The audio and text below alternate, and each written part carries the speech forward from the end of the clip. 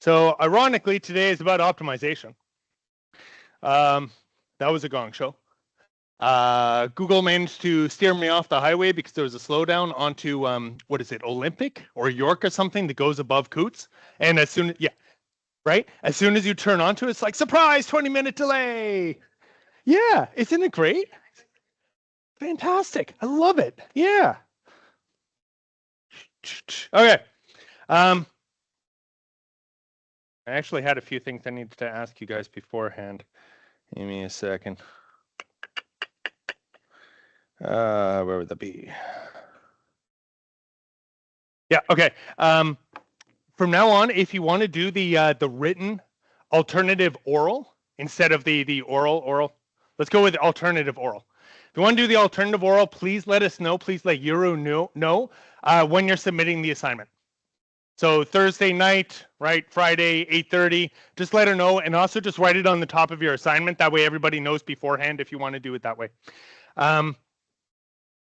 That's actually all I got. Yeah. Okay.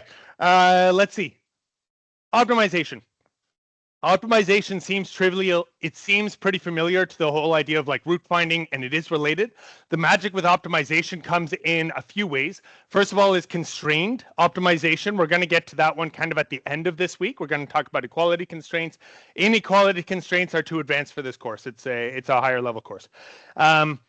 The other part is that a lot of optimization functions will not be continuous, and therefore you can't always rely on gradient methods to get you all the way there, whereas root finding, typically you do have at least some kind of continuity in there.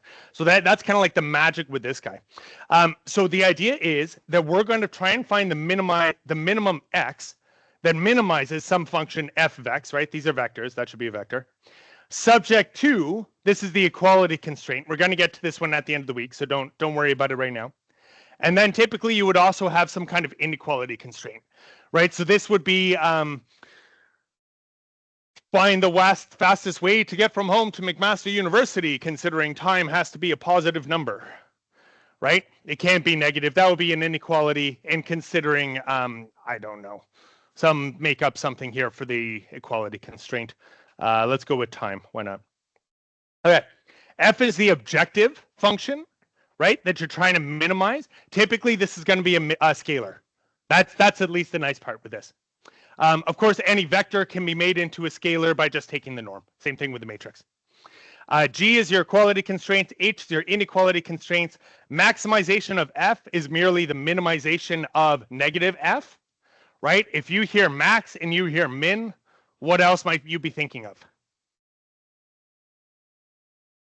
Right? First derivative is 0, means you're either at a max, a min, or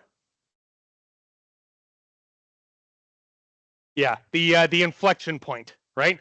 Technically, what a lot of these ones are finding, no, if you go for like the root finding, so you're looking for the root of the first derivative, remember that you're finding an extremum, not a minimum necessarily, or even a maximum. And the funny thing is that in 3D, you can actually get something that looks like a saddle point because it looks like a horse saddle. And you have curvature that's positive in one direction and negative in the other direction. And actually, those are remarkably common. You're going to be experiencing those all the time because they're inherent to the way that we solve equality constraints. Right, constraints and smoothness of F. Okay. Remembering what we learned with the root finding, using gradient information typically speeds things up. But of course, that requires a gradient to be defined and definable in the first case. Typically, X is a large vector, right? So it's not just like a spatial direction, X, Y, Z. It's also something like, tell me what your holdings are in your portfolio, in your investment portfolio, right? And you have how many investment funds are there out there? Like a few 100,000, right? That's the dimensionality that you want to optimize in order to get optimal rate of return. That's the game that we're playing here. F is not necessarily well behaved. We talked about that one as opposed to what was the other one? I don't know. There's a great term for it. Yeah, as opposed to messy. Okay, so what we want to try and avoid, or at least understand, is whether or not the information, whether or not the algorithms are going to need either the gradient information, the first derivative, or Hessian, which is your second derivative, right? Even in 1D, these things are confounded by local minima. Do you guys know what local minima are? Right? If not, you will by the end of this course, trust me. There is no good way to assure that a local minimum is a global minimum, except in very, very rare cases. If you know something about the function, like that it's quadratic, for example. Quadratic has exactly one minimum, right? There are certain other criteria that you can impose, but generally speaking, you're just not going to be able to rely on that at all. There are a few algorithms, and another independent research project could be some of these global methods.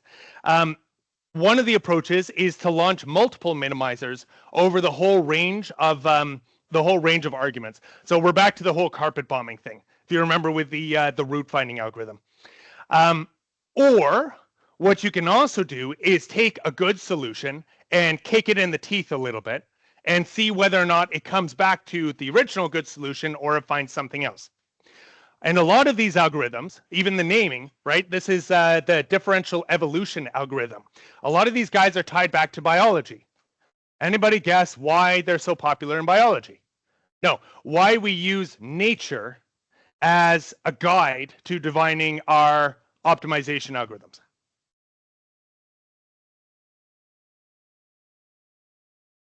Survival of the fittest, right? Nature is constantly optimizing, and a lot of these ways, evolution, right? Everybody was fine as a monkey walking on 4 legs, and all of a sudden a cosmic ray came and knocked out a piece of DNA, and all of a sudden some dude started to like stand up, right? Evolution favors that. There are other benefits, etc., gross oversimplification, right? That's the idea of the evolution. If you are, there's another algorithm called the watershed method. And the idea there is that you start off with what you think is an optimum, and then you fill the level of the curve up and up and up. Like, and the analogy is that you're doing this with water. Yeah, look, shock. So the idea is you say you find this guy, right? You computationally map out this curve, start filling it up with water, quote unquote, and all of a sudden it drops down and finds another one. Right? You can imagine this isn't really so good in high dimensional problems because now you've got all kinds of things, right? But this is a more robust way to find, is there another optimum over there, right? And there are optimized ways to do this. So what is there? There's genetic algorithms that's kind of based on mutations and crossover selection, simulated annealing for the material scientists, right? The same idea that you're kind of heating up your solution, you're introducing temperature, you're seeing if there are any other optima. Particle swarm is kind of the carpet bombing idea. And then there's the amoeba search, which actually looks really cool and we're going to talk about. And that's actually one of the standard tools that you're probably going to encounter a lot, including in COMSOL, depending on which optimization algorithm you use when we were doing the optimizers. The Needler-Mead method is one of them. Okay, example, local versus global minimum. Right? Pretty simple function. You can see right off the bat, whenever I slip like one of these trig functions in, you're going to find like a local minimum, right? Pay attention to that one. So this guy looks like this. When we throw blah, blah, blah, blah, blah, we do the scatter, we do the optimize, right? SciPy, optimize, minimize, given an initial guess. Again, because we're iterating on an initial solution. And lo and behold, we find our local minimum be here, which is not the global minimum, because the global minimum is the bottom one, right? The lowest of the local minima is the global minimum. This one, of course, decided not to render. This is the one that was working for a year and then decided not to. This is called the, where is it? No, I got to rerun the whole thing. Yes, I know it's not authorized by Google. Give me a second, right? This is called the egg holder surface. Anybody guess why it's an egg holder surface? First of all, look at this function, right? What's this function going to look like? It's going to look terrible. Like it has square roots inside a square root inside a trig function, right? You're asked to find the minimum. What on earth are you going to do here, right? But this is a legit function. And as soon as you go into like trig and all this stuff and multiphysics and all this fun stuff, right? Like, you're going to be looking at these things. So we need to know how we're going to go about doing that. Constrained minimization, right? So this is nice. This is a quadratic, but it's actually an upside down quadratic, right? What you end up having to do that we'll talk about, you end up introducing your bounds. argument, and your bounds are kind of like your locks on this thing. So this is the function, the grade off region is the bounds, and the minimum is right on the bound. And this is also a common situation that you're going to get, right? How are you going? So this is technically, this is an inequality constraint, which we're not going to get into this course because it's too advanced. It goes into dual interior point methods is the modern approach to it. It's too much, right? But it's not uncommon that your minimum solution or your maximum solution is actually going to be right on the bound. And the problem with the bound is that if you look at the gradient here, right, the gradient is still trying to push it over. So how do you get all the way over and onto the bound without crossing over it? Sometimes that bound is going to be like x greater than 0, and your function is ln of x, right? So sometimes you're going to get into the situation where, I'm just going to write that one down. I get into this one all the time. Say you want to minimize that guy, right? Or maximize that guy. Maximize, which way does long go? Long goes like that, right? Yeah. Say you want to maximize that guy, right? If you let it just go and maximize, it's going to go like that, and it's either going to hit an asymptote, but because of numerical noise, right, it is asymptotic. Because of the numerical noise, it's going to jump over to the negative side. And as soon as you try and do ln of a negative number, your code is going to crash. And that's a worst case, because not only do you not get like a good answer, actually that's not the worst case. That's a second worst case. Not only do you not get a usable answer, but like your code is just crashed, you're into not a number, stuff like that. That's when you need the equality constraints and the bounds to kind of help you out and keep you into the executable regions. By the way, the worst case for any algorithm. Anybody know what the worst case for this stuff is? The worst case is when it gives you a reasonable answer that's wrong. Because that's the hardest case to debug. If you do this and your thing just gets not a number, okay, right? It's the ln, it's a negative x, it's a 0, something like that. But if it gives you like 1.6, like, oh. Anyway. Bracketed minimization. Just like root finding, we'll often have some idea of where the optimum is going to be. Do you guys remember what the problem with bracketed root finding was? It was very useful in one particular criteria. Anybody? Super late. So it doesn't generalize to multiple dimensions very well, right? So bracketed minimization generally is very good for 1D, not so much for anything else. But the nice thing about these optimization methods is that oftentimes you'll be decomposing the total minimizer finder into like a sequence of 1D things. So this one, golden section, isn't so popular. It's actually Brent's method, which is below. Okay.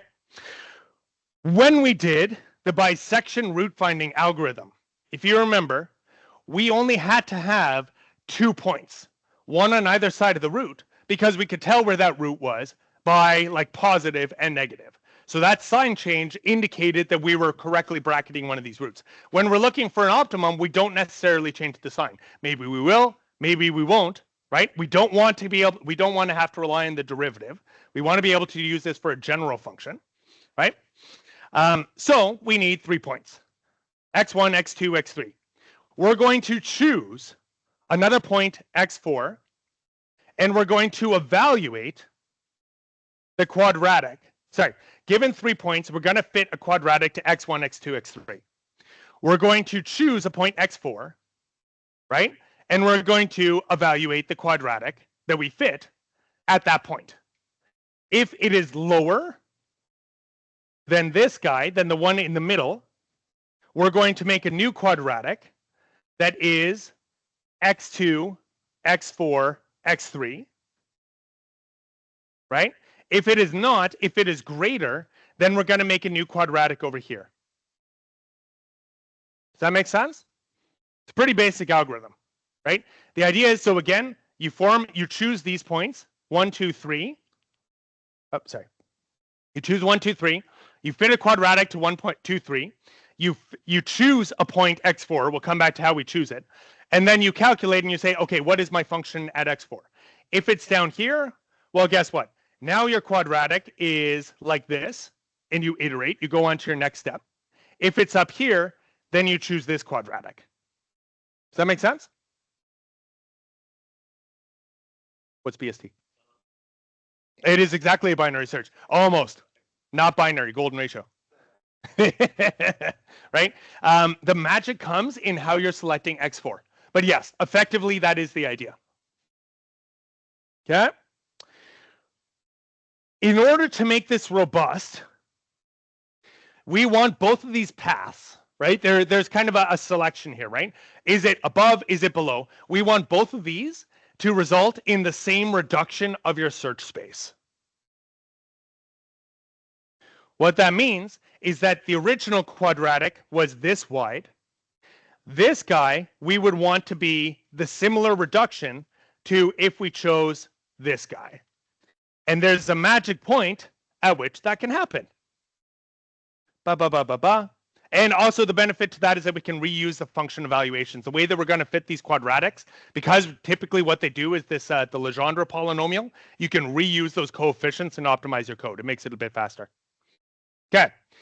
In the triplet, x1, x2, x4, so this one, right? We would want this distance, x2, x4, over this one, right? So look at this. So we've got 3 points here. So say we chose this point. This point was higher. Yeah, this point was higher, so we wanted to go with this one. What we want is this distance here, C, the ratio of this distance to this one, to be the same as this one all the way to x4 was to the full distance.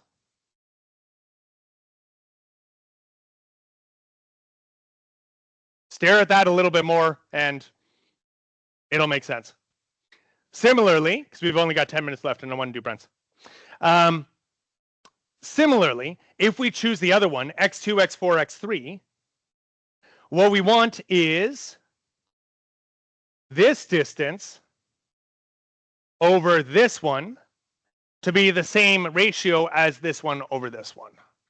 And this self-similarity, when you crunch the numbers, you eliminate C, you're going to get this quadratic equation, and you solve for it, and you get the golden ratio. Anybody know why they call it the golden ratio, by the way? You guys have never heard of the golden ratio? Brutal. Some people have. Art, right? Not just art, science. Golden ratio appears all over the place. I'll just show you guys this quickly. Fibonacci sequence. You take 1, 1, and then you add the previous number onto it. That converges to the golden ratio. But interestingly, it is all over the place, and it is the closest thing to like godly beauty that we know about in the universe right now. It's all over Greek architecture. This is I forget what they call this. I think they call this the golden spiral, right? And this ratio and this subdivision is all about beauty. The human body, it's all over the human body. I think the shoulder to width ratio, the height to chest or something like that. It's all over the place. These guys are apparently not actually golden spirals. That are closer to log spirals. And that's a bit of a misquote. But like any kind of fractal generally has the self-similarity property. Mona Lisa, it's all over the place too. It's super weird. It's all over the place. Something about the way the plants grow too. I think the angle around the stalk that a leaf will grow is related to the previous one through the golden ratio. And that just turns out to be like the optimal arrangement. That's just the best way so that one leaf isn't covering up the other one. Again, differential evolution. Okay. Convergence ratio of the golden section reduces the bracketed interval by the inverse of the golden ratio. It is 0.618, less than 1, it is sublinear, right? Which is a bad thing. We don't like things to converge sublinearly because that's going to take a long time. But it is guaranteed to converge, which is nice. So what we want to do instead is modify that into something called Brent method. Brent's method is not very elegant. It is one of these heuristic things. It has a lot of different branches, if-else criteria, there are tolerances thrown in there, all that fun stuff. But nevertheless, it has emerged as kind of the go-to for one-dimensional optimization. Okay. we saw the value of using function values to approximate the derivative and guess at the root. This was the whole idea of the of like taking one point that was too high, the other one drawing a straight line. That's where your root approximation is. That becomes an approximation of what your secant is as the derivative. But now we have 3 points. So instead of doing that, because again, we don't want to get into the territory of needing a derivative, we're just going to fit a parabola, right? We're going to say that f is a parabola. We have 3 points and we can always do that. However, we don't want the value of f at new point. We want the value of that point at the minimum. I don't think this is a blackboard eraser. Okay. Say you have 3 points. You can always fit a parabola. The minimum of this parabola is here, right? We don't care what f is here. What we want is what that x is, right? Because x is what we're looking for. We're not looking for the optimal value of the function. We're looking for the minimizer itself. So it's a little bit more tricky than just fitting a parabola. It's actually not, but then you have to manipulate and you have to do a bunch of algebra. What you get is something called the inverse quadratic, right? You crunch the numbers. This is the formula you get. Yeah, right? So exactly, right? So what you would have to do is fit your quadratic and then do the binomial theorem to eliminate it and find out where that optimum one is. You crunch the numbers, you get that formula. Exercise for the student, crunch the numbers if you really want. Otherwise, trust me. Convergence order of inverse quadratic is 1.84, which is great, super linear, right? Not quite quadratic, but still very good. Brent's method, so inverse quadratic is by itself an optimization technique. Brent's method tries to combine the two. You've got the golden section, and then you're accelerating that with the inverse quadratic, but still without any kind of derivative information. Right? What you do is you take candidate steps from the inverse quadratic, the golden section, and sometimes another algorithm called the secant method, right? And then you compare them. You put them into a table, and you compare based on the robustness and progression, how much it's changed compared to the last one. If it's a big change, you're more likely to be an inverse quadratic. If it's only a little change, then you're more likely to be in kind of a turbulent method. And then you choose which one you want to be. And these are standard algorithms at this point, and this guy kind of reliably achieves convergence of 1.3, which is super linear, which is good. It's not fantastic, but Brent is kind of the go-to. You're going to be seeing a lot of Brent. All right, let's do one like this, right? We've got fourth order quadratic. We're going to give it the brackets. There's a funny one here. I'll come back to this one, right? You give it the brackets. In this case, your brackets are your 3 initial guesses, right? 1, 2, 3. You tell it to use Brent's method, and this is the series of guesses. -5, 0, 5, -2, -4. You see how it's kind of jumping around? It's because it's moving those brackets around. But lo and behold, it does in fact find the minimum value and the minimum x coordinate. -1.357. Okay? Funny thing is, we can also do non-differentiable functions, right? Classic one here, absolute value of x. If we just throw it at that, sure enough, it manages to find the correct value, which is, of course, 0 at x is equal to 0. Right? So even though we have that sharp angle, Brent doesn't care. You can still do it. More treacherous one. This is where stuff gets interesting, right? We're going to throw some absolute values in with our trig functions and a power. Why not? It looks like this. We try this brackets, right? -5, 5 is going to jump around 21, 11, boom, boom, boom, boom, boom. Eventually, it's going to find our minimum at x. Now, funny business. Oh, not this one. Leave. Go away. Oh, no, I got to run it all. Brent, so welcome to the wonderful world of package implementations.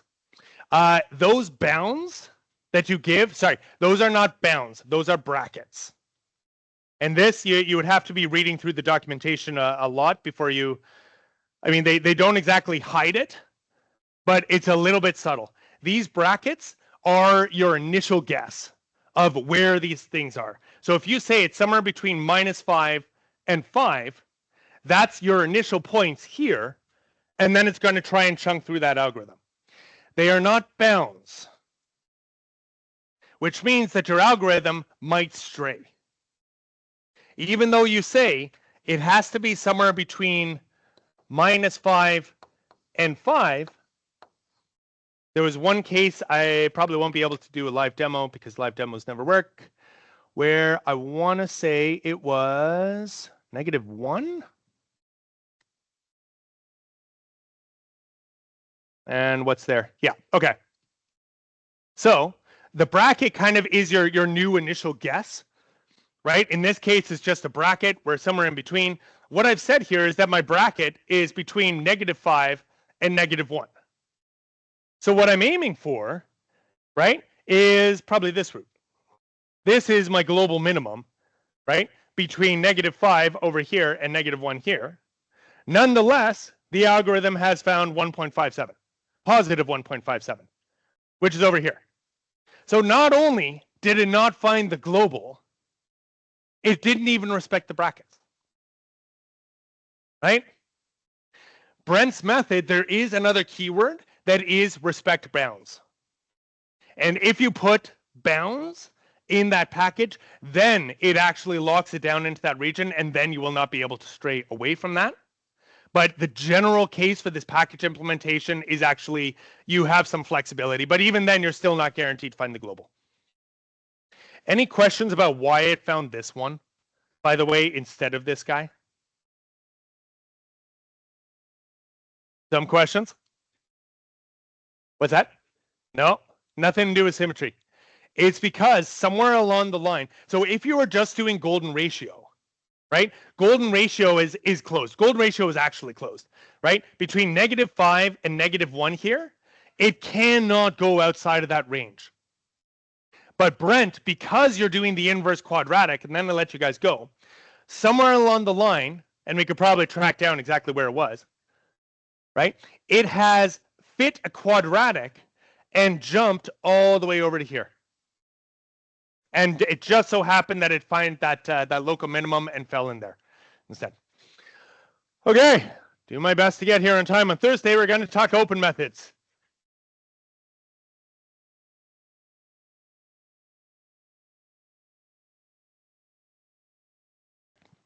Open methods. We talked about the bracketed minimization. That's really good. Again, it's like the root finding one, right? Like brackets work when you have 1D and when you can say like start, stop. As soon as you get into ND, now you're into some kind of like hypersurface, and it gets super complicated even just to represent the damn thing, let alone manipulate it, contract it, stuff like that. There are ways, they're called simplex methods. The idea being that a simplex is the lowest closed dimensional object. So in 1D, that would be an interval. In 2D, that's a triangle. In 3D, that's a tetrahedron. In 4D, that's the 4D equivalent of a tet, right? And that's like kind of the what would that be? Yeah, it's the simplest possible geometry. Don't worry about that one. Okay. The alternative to that are the open methods. And the open methods are going to be differentiated based on whether or not you're including the gradient information. Gradient information will accelerate your convergence. And there's another big benefit that we're going to get to today for using the gradient stuff. But now you need the gradient. Now you need to calculate the gradient. Now you need to work with it. The gradient is at least one dimension higher, which usually means there's matrices involved and a computational expense goes through, and you have to kind of balance that stuff out. Okay.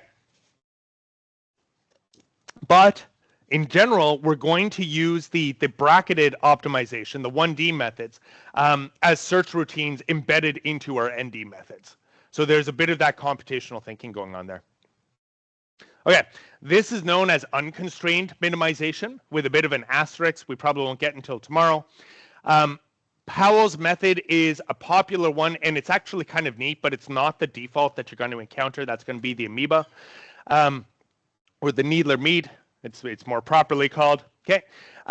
The funny thing about the Powell method is that there was this observation that if you start at a point and you take two guess vectors, right? You just hypothesize two vectors, and you optimize your problem along those two vectors, and you would get to point 1 and you would get to point 2. So again, there's that 1D optimization, right? So you find these 2 points. The direction that connects those 2 points points in a direction that is conjugate to the original 2 points. What the hell does that mean? Okay. If you remember, you probably don't, you'd be excused until the midterm comes up, then you should remember, right? The idea of conjugacy is a generalization of orthogonal, right? So everybody knows orthogonal, right angle, wherever you go up this axis, it doesn't affect this one, right?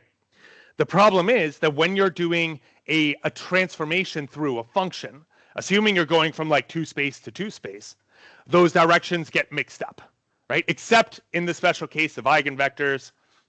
Well, actually, we will get to that one soon enough, right? In nonlinear functions, the eigenvectors aren't really so clear. Apparently, there is an extension, but we won't go there. The idea is that if you start off with vectors in your guess solution space, in your X space that look like that, and you transform them through some function, they're in general, thank you, they're in general not going to end up orthogonal in your solution space, in your Y space. If they do, in the Y space, then they are conjugate in the X space. Does that make sense to you guys? I'm gonna try and draw that out. Excuse me while my coffee boxes go flying. You can see what gets me through the day. I have no idea where my whiteboard marker is. Okay, but I got chalkboard. Here we go. So, in general, you have a function that takes some vector x and it transforms it into some function y, right? Okay, for linear functions, it's super easy. That's a matrix multiplication. Let's just pretend that it's kind of matrixy for now, right? So this guy becomes ax goes to y. If, so these two vectors, imagine, have like their own spaces associated with them, okay? So in the X space, if you have two vectors, one that goes like this, one that goes like this, these guys are orthogonal, no problem, right? When you transform it though, these guys are going to move into something else. They might look like, I don't know, like that, right? And these guys are not orthogonal. What you want are the vectors that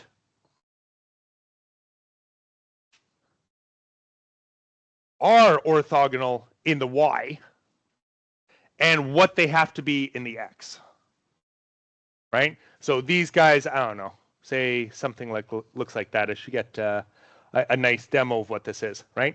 This guy now transforms into something like that, and this is the conjugate that produces vectors in the Y space that are orthogonal. And this is what you want because this is how you can find your solution optimally, because one solution component doesn't interfere with the other one. Nonlinear functions, this goes through the roof. It gets super ultra mega complicated. For linear functions though, it's kind of easy enough to see like how this sort of thing is working. Or at least be able to conceptualize what's going on here. Okay.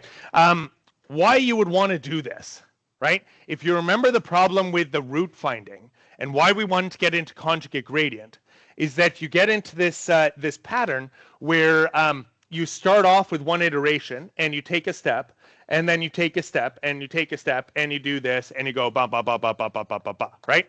And the problem is that one of these steps is canceling out half the component of the other one, right? And so you're just wasting time. Like you actually only need 2 steps to do this, but instead you're kind of like doing all this nonsense. Where am I going with this one? Right. And then the solution is that you want these steps to be conjugate to each other, right? Orthogonal in your solution space, conjugate in your X space, right? Which means that you just take one step and you take another step and you found your goal. This is how conjugate gradient works. Yeah? Problem is that the conjugate gradient method relied on these nice properties, symmetric, positive, definite of the matrix. It only works guaranteed under those conditions, right? How do we do that for the general case? That's what this observation is kind of showing. It's not so trivial because that whole conjugate argument only really applies near the root. So we're not going to get this nice property that conjugate gradient gave us, but it's still kind of neat. I'm going to pick up the pace a little bit here so I can get to the assignments. Okay, here's an example of how you do it.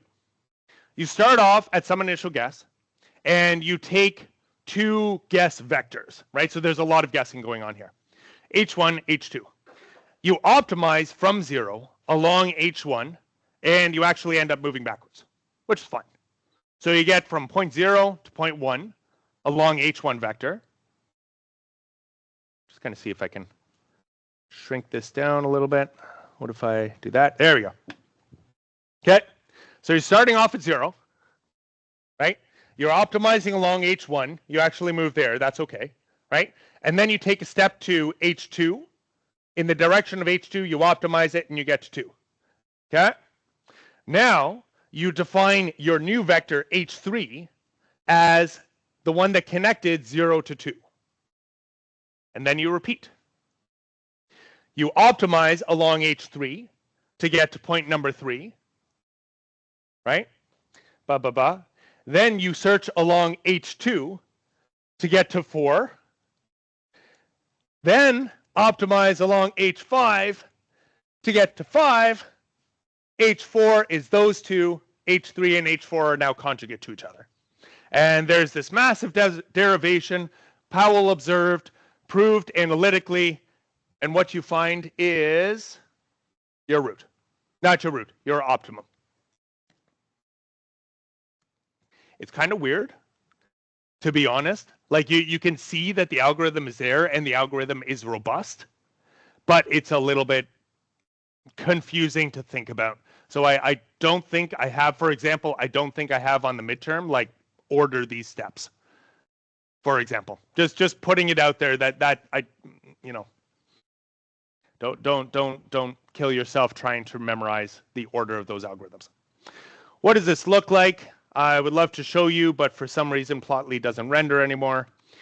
So I've got to do this.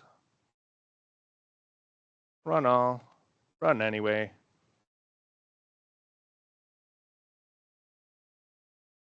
Okay, so this is a 2D problem because, again, we need to go up to multiple dimensions to see it, right? And the idea is, here we go. So this is my initial guess, that blue, and it's going to, first of all, it finds this lower minimum here. You can get to this by just launching the Colab version of this until we figure out what's going on with that thing, right? And then it actually kind of walks around this minimal valley in the surface. And the fact that it's kind of following the floor of the valley while it's walking around, instead of like climbing up the walls and going up and down like that, is the power of the conjugate method. Without that conjugacy, then you end up just kind of up, and you're just wasting cycles. Whereas this one actually manages to follow it around. That idea of following the floor of the valley is actually pretty common, and we're going to see that again with the amoeba. The magic is that if you're not careful when you're following, you guys understand what I mean when I'm saying like following the floor of a valley, yeah? Yeah, it's literally like, imagine you're trying to get to the bottom of a hill, you've got a valley, you want to go and you want to just kind of like follow the valley until you get to the lake at the bottom, right? Water rolls downhill. Okay. That's where a lot of these like extra cycles and the optimizers and stuff have problems. And then there's also problems if your valley is very steep, right? and the slope of the valley is kind of going like this, but the walls of the valley are super, super high, then you've got your numerical uncertainty coming in there too, right? Because your finite precision is trying to figure out which way to go, but the effect, the penalty, the punishment of going up the walls a little bit versus following that is different orders of magnitude. Now we're into finite precision, blah, blah, blah, blah, blah. All right, Needler-Mead, very cool, kind of slow, looks awesome. Remember, we have not required any gradient information. Powell's method, the magic of it is that we can determine information about the directions without ever having to do any gradients, right? So if you have a messy, chaotic function, these are great go-tos. Okay, this one is moving the ND simplex downhill. That's it. But the magic is that we have to do it in such a way that it's not going to get squeezed and pinched out of existence when it goes through one of these valleys. So this was created by Needler and Mead. Everybody calls it the amoeba because of how it looks. There are a set of rules how you have to do this. So for example, if this is your original simplex, we're in 2D, so it's a triangle, right? You have this width or this I don't know what they call it. You have this dimension D. That's a perpendicular distance there. You have your high point. So high is like your unopportune, it's the uphill one, right? So you want to take that high and do something else with it, right? So that your entire structure is moving down the hill. One is just reflection. You just take it, flop it over. The other one is reflection and expansion, right? So that your total thing is scaled up by a couple of Ds. That helps. Opposite to that is contraction. So if this point here is higher than the other ones, but not super high, maybe you don't want to do that whole reflection. Maybe you only want to take a half step, right? It's super heuristic. And then the other one is, okay, instead of this one being a high point, this is a low point, and you're going to contract the entire thing in. This is the algorithm. At least the algorithm that is kind of like the standard Needler-Mead. If somebody wants to look into this, again, independent design project, into like a bit more sophistication about the modern methods, I'm not sure. It's one of those things like I'm not sure if there are modern methods to this or if everybody is just still kind of doing this stuff. Because if this is just like, the vanilla, if this is the current algorithm, might not be enough meat on that bone for a presentation. Okay. It is much slower than Powell's. It has absolutely no information about the conjugate directions, right? It doesn't have any kind of gradient acceleration. So why would people do it? Because it's almost always bulletproof.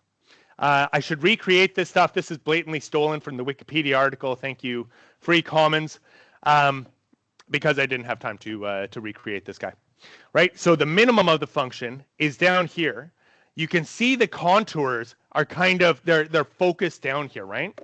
So you've got a valley situation. I'll redo this and make it 3D, right? You've got this valley situation. You start off with this guy, and then you kind of flip-flop down until you're almost bracketing, right? Like you're searching for the root, you're trying to bracket around it, and then you're going to shrink in on it and find it. More complicated functions. Similarly, you can get this thing to, well, let's watch it from the beginning. Right? You can see how it's falling down the hill, but it's not just vanishing to infinity. It is still expanding, and that idea of expanding is an attempt to bracket the root, the optimum, so that you don't just step right over it. Questions about Needler-Mead?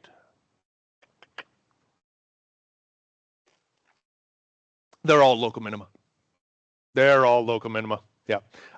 The global optimization schemes we're not going to get into. One person already volunteered to do I think it was the genetic algorithm for as a global optimization scheme. There are other ones. I think there's the watershed one, particle swarm. If you just look up, like, SciPy has a bunch of them built in. You can Google a bunch of them. I'd be curious about like neural network global minimizers. I have no idea if like this is actually a field of study, but You know, like giving it to one of these things and having it try to identify that. I have no idea. Absolutely no idea how that sort of thing would work. Anybody else? Okay. Yeah. So the big benefits of these guys, you don't need to worry about the gradient. So if the gradient doesn't exist, right, because you've got a trig function of a square root of a something, right? Like you can throw these guys at this thing. Okay. Gradient-based optimization. It can dramatically accelerate convergence, but as with the root finding method, you're also kind of into this territory of, is the gradient well defined? Is it an absolute value somewhere? Are you just off into la la land entirely because you've hit a point where you know, you've got an extremum, your gradient is flat, and you've just shot it off to infinity, right? And there are ways to avoid that. Okay, Newton's optimization method. I did warn you guys before. Technically, the Newton root finding method is the Newton-Raphson method. This is the actual Newton optimization method, but everybody calls the root finding one the Newton method too. So just be a little bit careful about what that means. It is, because it's Newton, because he's Mr. Calculus, you know, it is the root finder of the function. Sorry, it is the root finder of the first derivative, right? Which isn't particularly surprising. So generally, when you're doing these optimizers, your function is going to be a scalar function. The gradient of it is into a vector function, right? So now you've got grad f, and the second gradient, which is what you're going to have to solve for, or what you're going to have to include now, your Hessian, becomes the matrix. Does that make sense?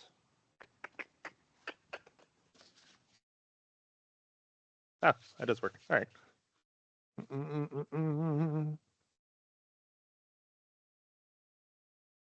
So Newton says that you have an extremum, not necessarily a minimum, when grad f is equal to 0. Right? You throw a Newton root finder at that, and what you're going to end up getting is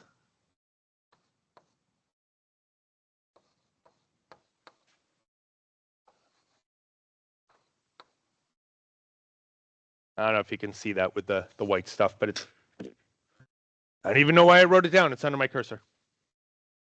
Okay, h is the Hessian, which is kind of the second derivative of a scalar function. Delta x is the increment. Grad f is your gradient. So now not only do you have vector f, but you also have like your Hessian matrix in there too. At least, the Hessian is symmetric. It is not necessarily symmetric positive definite. If it were symmetric positive definite, what kind of linear solver should you throw at this thing?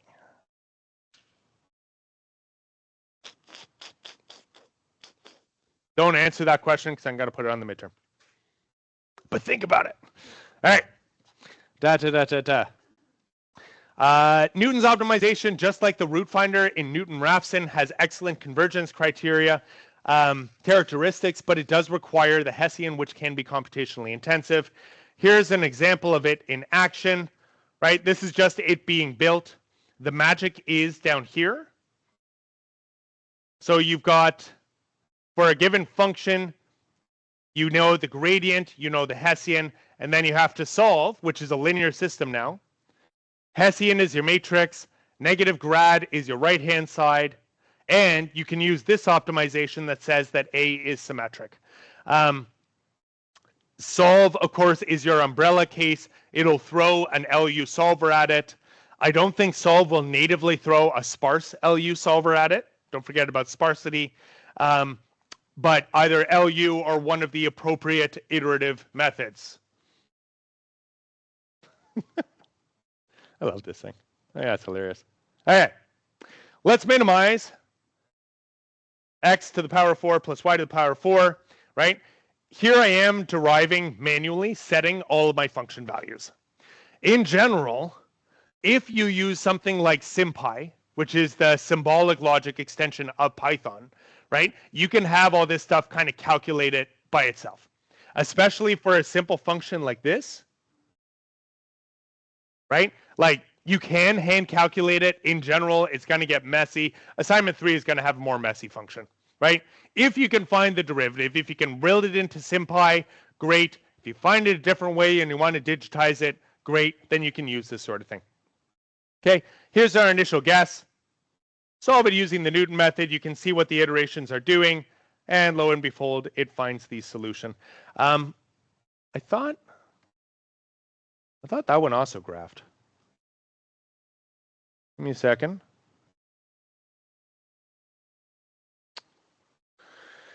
It's the problem with trying to get fancy with things. Just everything breaks on you. Okay. I'm going to jump ahead while it's thinking about that one. Yep. Oh, there we go. Okay. So this is our function. This is our initial guess way up here. Boom, boom, boom, boom, boom, boom, boom, boom, boom, boom. It's found the optimum, right? And you can see all it's doing is literally just following the downhill. Not quite. Technically, it's following the downhill of the gradient, which is, in this case, the same thing as the downhill of the scalar, right? Newton is finding the extremum, not the minimum. I'm just going to stay in Colab, especially if I can scroll past this. Okay, another example, right? Minimize x squared plus y squared. What do you guys think this function looks like using hands? I'm running out of time. We've got an assignment, right? What does x squared look like? Right? What does y squared look like? Right? So the minimum is almost definitely going to be, yeah, it's going to be 0 here, right? Lo and behold, we step through it. Here's your initial guess, and it converges in exactly one step. Anybody know why it converges in exactly one step?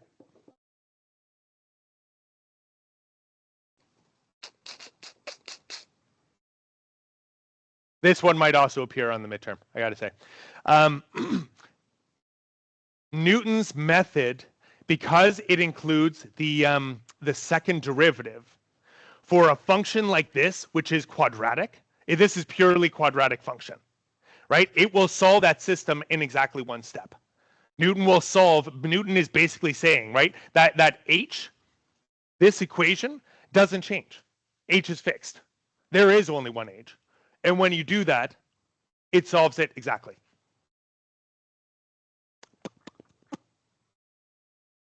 Yep. What do you guys think this looks like? This is obviously a trick because otherwise I wouldn't be making such an easy thing, right? You've got an x squared, you've got a y squared, but then you've got some cross term. And you might be tempted to think that it just kind of like twists it or something like this, right? Wrong. Instead, it looks like this. Wah, wah. This is called, I had to say yeehaw giddy up because this is called a saddle point problem. It literally looks like a saddle, like a horse saddle, right? I know it's a bit early for this, eh?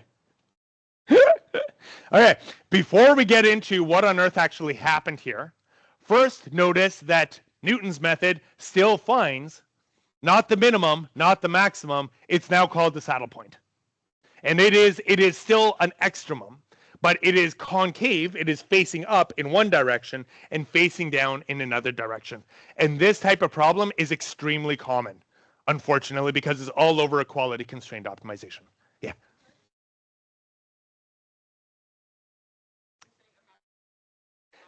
Gradient 0, right? But the complicated comes in the multivariate calculus because now your gradient at this point is 0 everywhere. It's 0. You can't even see the red. There's a red point here, right? It's 0 in this direction because it's at the smallest point. Just launch the Colab and you can manipulate this yourself, right? Right? It's 0 in that direction because otherwise it would be curving up. And it's 0 in that direction because otherwise it would be curving down. But it's different directions like that. And that's where the funny part comes in. Okay. Before we talk more about that one, though, Let's go into, so, oh, that didn't come out at all. All right. If we have gradient information, this is the exact same as the root finder thing, right? Not the root finder, the linear system solver. We talked about this in kind of the same way. If we have gradient information, we can use it in gradient descent. We are walking down the hill. Same thing with the when we talked about the linear solution and said that it was a scalar function. It is kind of foolproof. Generally speaking, the bottom is in the direction of the way that the bottom is moving, right? The downhill is downhill. But you're kind of getting into this problem of swinging up and down your valleys. That's when the orthogonal, the conjugate directions start to come in. There are optimums. There is a formula. There is like rigorous mathematics that goes into, if you know the direction of your downhill, how far, what is the optimal way that you should walk down that downhill? It's complicated. It's messy. It's here. If you really want to take a look at it. And a lot of the acceleration algorithms, a lot of the more sophisticated algorithms that we're not going to talk about, that I'm just going to list, but that are in like SciPy, NumPy, and stuff like that, have like various approximations of this built into it. Okay. And then it kind of becomes a bit of a trade-off about like how much more extra information do you calculate in order to get a more optimal step length versus just taking another iterative step. By the same token, like again, we can go with the, if we're looking for a Newton-Raphson root finder, we talked about, okay, this is a linear approximation. Could we do quadratic, cubic, blah, blah, blah, blah, blah. We could do the equivalent, I think that's Haley's method. For the Newton optimization, you could work in like higher order derivatives, but it's not worth that added burden of calculation instead of just taking the step and just doing it a couple times. That's what like kind of the numerical analysis is kind of showing. There is another tool that you're going to come across called the Newton conjugate gradient method. That one is similar to the Newton, but now you are keeping a list of all of your previous search directions and trying to find, like, trying to approximate, make it conjugate so that you're avoiding that whole walking thing. But again, you're into the story about like how much do you keep and calculate versus just taking more iterations to get down farther. So it's a big game. Last one is the stochastic gradient descent. And then I'm going to circle back to the indefinite systems. Stochastic gradient descent says this. We know that we want to move downhill. We know that we want to find an optimum. Say, for example, we are optimizing. We are finding the parameters of a large language model called Gemini 2.5, right? Or Copilot or whatever your weapon of choice is, ChatGPT, right? All that is an optimizer. We're going to talk about it. It's down here. It's neural networks. We're going to try and get to it tomorrow. We have a really cool example, right? It's a whole optimization thing, but the design space of this thing is horrendous, right? This is a two-dimensional system because we can look at it. This is how many tokens, how many counts are we up to? Like when they say the large language model is a 5 billion token model or something like that, those tokens, those are the space that you're optimizing over. So this is like a 5 billion dimension space. Barf, right? You could find the gradient in 5 billion dimensions. You would have a huge vector, right? It's kind of like unwieldy. So instead, what they do is they do something called stochastic gradient descent, or I don't know what they actually do because I don't work for them, unfortunately. Or do I? What you do instead is you kind of randomly sample a pile of dimensions, perform this calculation over those dimensions. And you can actually, neural nets are actually analytic. You can actually calculate what the gradient is. They don't do that. Here's another independent design project, dual numbers. Mind-blowing dual numbers. Holy hell. Anyway, that's actually how they calculate the gradients as well as the Hessian through an extension. Really, really cool. And then you don't want, if you want to do that, you don't want to take a whole step. because you were necessarily wrong. You were absolutely not in your general descent. So now you have a damping factor, except because it's neural networks, they don't call it a damping factor. They call it a learning rate. And your learning rate should be small enough so that you achieve stability, blah, blah, blah, blah, blah. Feel free to look into that one. But honestly, dual numbers. Somebody please take dual numbers. Okay, let's wrap off this one, and then I'll show you guys the assignment. This quadratic is an example of something called an indefinite matrix. They are neither convex nor concave. Despite the fact that it was still quadratic, it still find the solution in one step. Right? Okay, so like this is starting to get a little bit funny, right? They are very common, and typically optimizers that do have gradient information in there are able to find this. What do you think would happen if you threw needler meat at this thing?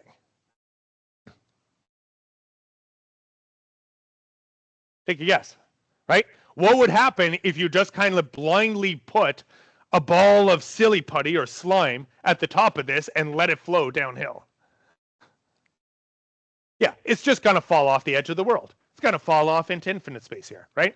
So this is one example where your optimizer isn't actually finding the optimum. It's actually finding an extremum. Just be a little bit cognizant about that one. You could very easily modify this to throw something like Needler-Mead, Powell's method at. All you would have to do is square that function. Now your negatives become positives and your exponent become minimum, right? It's possible. In general, you don't want to do that. How is this still a quadratic function even though it has this saddle point behavior? The magic is coming down to eigenvectors and eigenvalues. We spoke about them a little bit. The magic is to realize that even though we have x squared, which is positive, and y squared, there are different coordinates that we could define here. Instead of x and y, we could define like 40, we could rotate that coordinate system 45 degrees. And if we did that, right, then what we would see is, right, so instead of x and y, we now have x primed, y primed, and now the exact same function, the exact same information becomes 8x prime squared minus 4y prime squared. And now all of a sudden it becomes obvious, right? Now this is very clearly, you have a positive in one, you have a negative in the other one.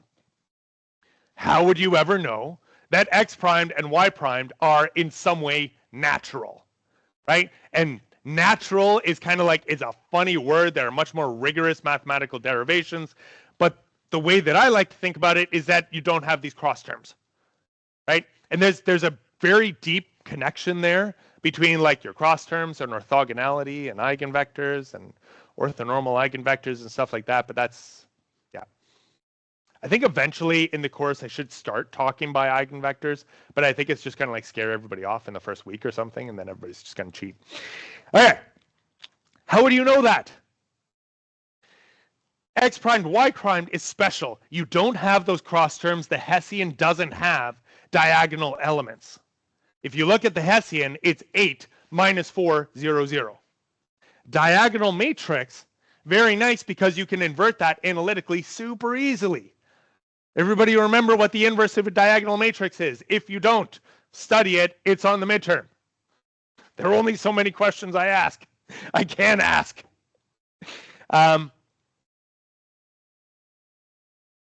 So we can generalize some of these definitions for these matrices. And in general, you will at least have to have some kind of passing understanding of what these things are. A positive definite matrix is when all your eigenvalues are positive. Okay? And what that means is that you're positive in all directions. Whatever you put in there, you're going to get something that is positive, and even more so, more positive, right? You're never going to get something negative. As soon as you get something negative, you have to worry about falling off the edge of the earth. That's the problem with that one.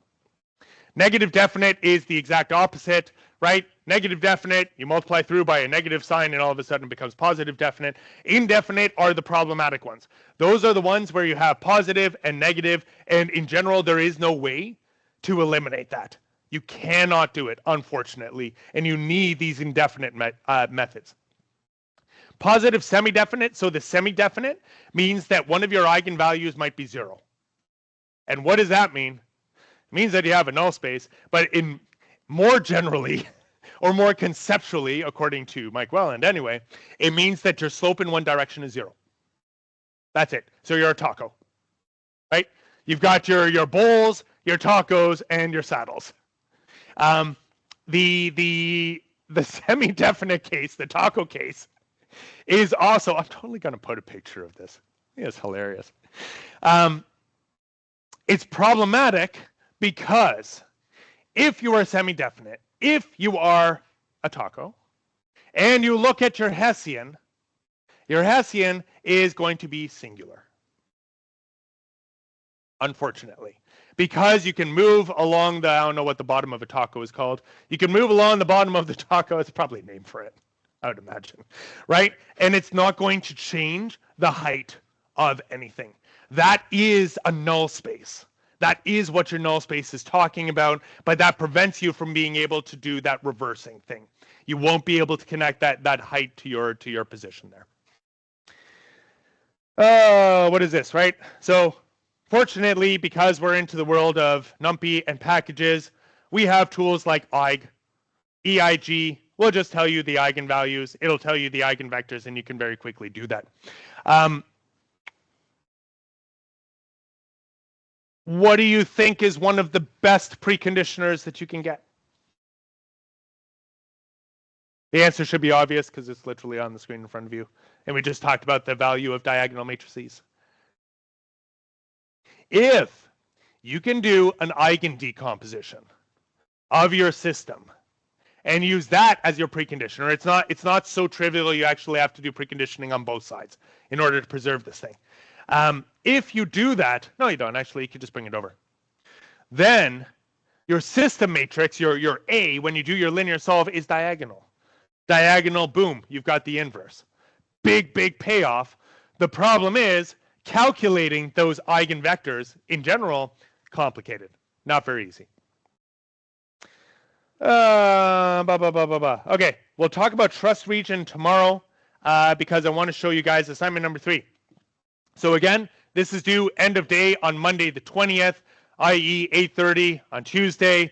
Yeah, and then if you do want to do the alternative oral test, so the oral is nominally on Monday, right, during the lab session. Okay, for people who came in late, we did a little switcheroo. We're going to do the oral exam on, the oral test for assignment 3 is going to be on Monday the 20th. We're going to do the midterm on the following Monday, the 27th. Okay, so well, yeah. So we're going to have the assignment 3 is going to be due at the end of Monday the 20th, the first Monday you're back, so that we have a chance to mark it, take up the assignment, go through all the answers, because root finding and optimization are going to be on the midterm. So it didn't make sense to do the midterm before you had a chance to practice it. Yeah. Correct. Which means that your TA questions are just going to be from a pool of questions. They're not going to be bespoke to your particular assignment because it's not practical. But that way, at least, like, you get some feedback before putting that on. And I am trying to work out how to get assignment 1 and 2 answers through like a PDF viewer or something to make it harder for you guys to download. Right? Honestly.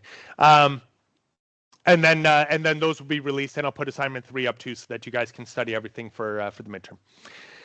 All right. Question the first. You have 2 circles, right? You want to know where they cross.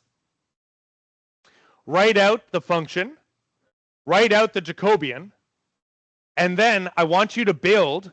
This is probably the only time in the course where I'll actually ask you guys to do this. Please make your own Newton-Raphson solver. Do not use SciPy Newton, right? Please make your own. It's super easy. To be honest, I just like Newton is Newton-Raphson. There we go. Newton-Raphson is so fundamental that I can't let you guys go without like at least having used that, and then I can check off a box and like you're officially engineering capable. By all means, use the linear solver. By all means, that's absolutely fine. You want to use scipy.solve, numpy.solve, go for it. No problem with that. I just want you to understand how to use that Newton method. Question 2. A wire carrying an electrical current surrounded by rubber, outer radius R. Yeah, I think that's visible, but you can always zoom in there. Resistance in the wire generates heat. It's conducted, blah, blah, blah. The temperature, so I'm giving you an analytical solution. This is the analytical solution. Here is all your data. I want you to find R, the radius here, that minimizes the temperature in the middle. Make sense? Here's all your data.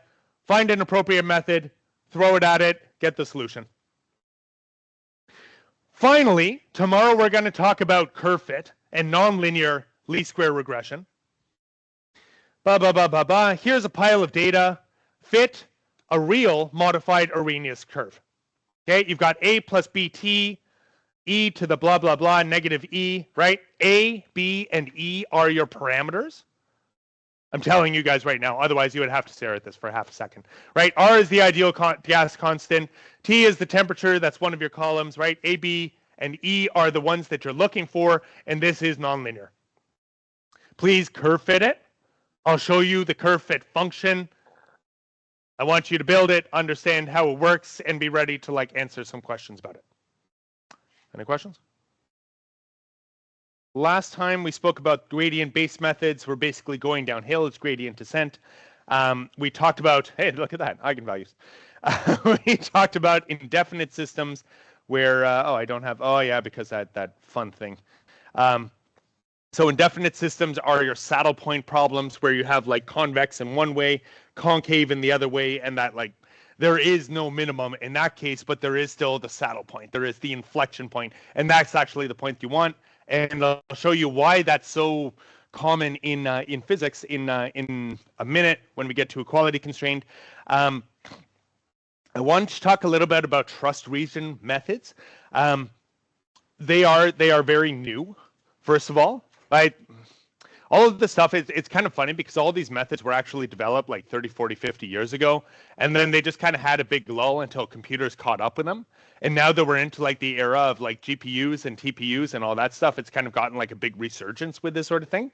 And all of a sudden the robustness becomes almost as important, if not more important, than speed of convergence, right? Back in the day, you had I worked with professors and thesis advisors and postdoc advisors and stuff who literally had boxes of punch cards in their office, and they would talk about how they were cutting edge because they used the newfangled computer, right, to do molecular dynamics and stuff like that. And this was the thing to do back then, right? And at that point, and I had ticker tape output, stuff like that. Back then, the human was much more in the loop, so to speak, because you gave it to the guy. You came back the next day after buying him a beer at the bar, and he gave you your ticker tape solution, and you were right there and say, okay, this initial guess didn't work well. There's a problem with convergence there, and you had that human intellect in there. But now that you have all these massively optimized systems and things like that, you want that robustness. And that kind of spurred this whole trust region idea. We spoke about it a little bit with regards to the root finding method, and I did allude to it at this point.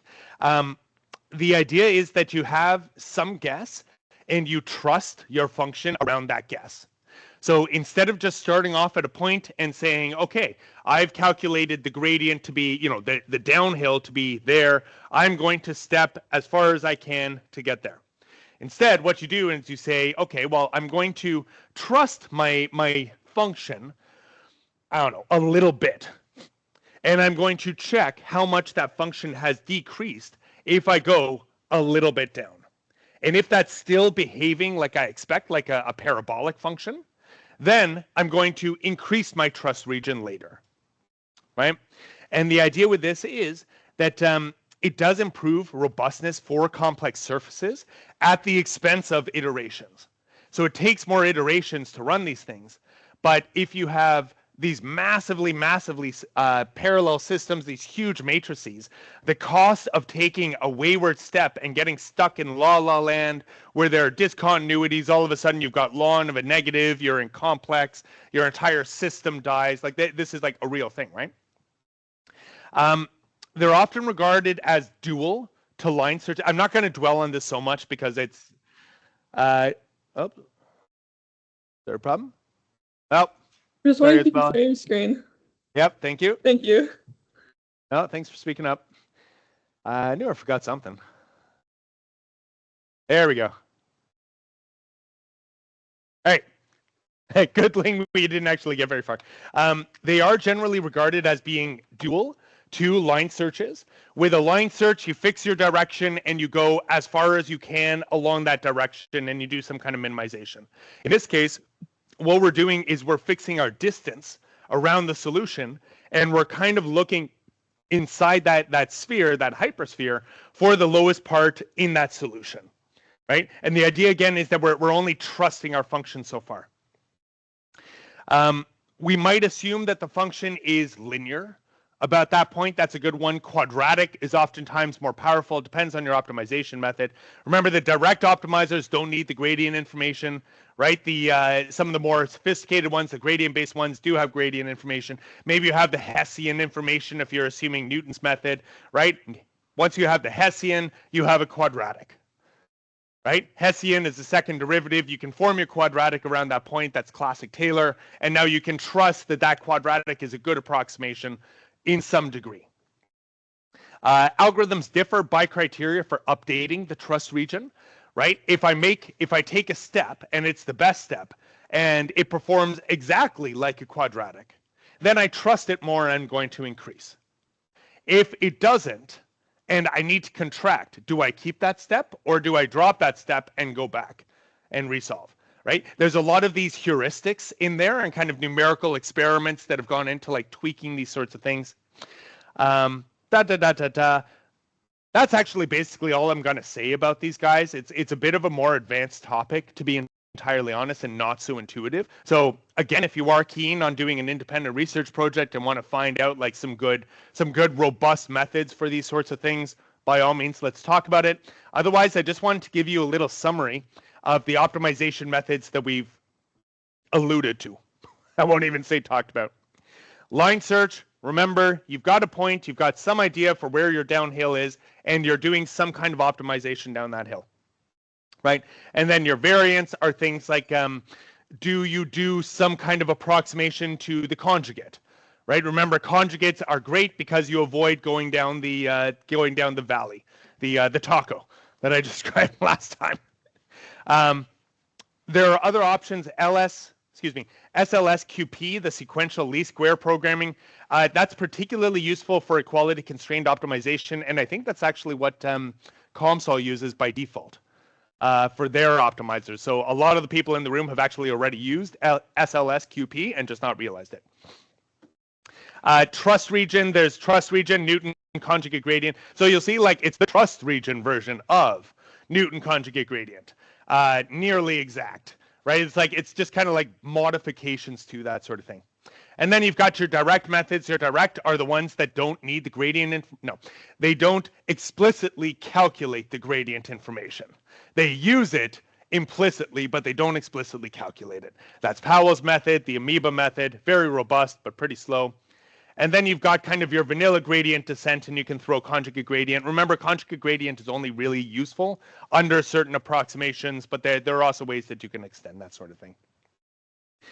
This is just a little tool. I'm just going to leave it in your hands to play around with this one. I'm going to have to launch a lot of these in Colab, by the way, because all the pictures are now broken for some reason. Run all, run anyway. So this is kind of one of these standard functions. I forget what it's called. No idea. It's somewhere in there. And what I did is just start off with an initial guess. Right? You can watch where the optimizer is taking its steps. And then if you want to try out a different method, for example, Needler-Mead, you just change the method here. Right? And now you can watch how the Needler-Mead is stepping around. And you can see that it's kind of like frenetic. It's going all over the place, but it does ultimately find it. It doesn't need any kind of Hessian or Jacobian information, which is also really nice. There are some other ones too. I think the Newton conjugate gradient was really interesting because it actually, or which one was it? The trust NCG? Yeah. So the trust region, which should be like super robust and super saying like, no, no, no, be careful going over there, actually oversteps it entirely. And everything else, even needler mead, like the amoeba thing, was kind of following it directly, right? This trust region actually oversteps and then has to correct it again. So it all kind of has these foibles, but it's all just a matter of, honestly, given computational speed nowadays, it's almost down to trial and error, because you can just like, that's literally copy and paste and you try something new. So you get a problem, something like COMSOL has all these things as an option. They'll have like a needler mead as like the default, because that's almost guaranteed to find a solution. Like, takes a long time, and then you kind of tune the dials and things like that to get those solutions. Oh yeah. Da da da da.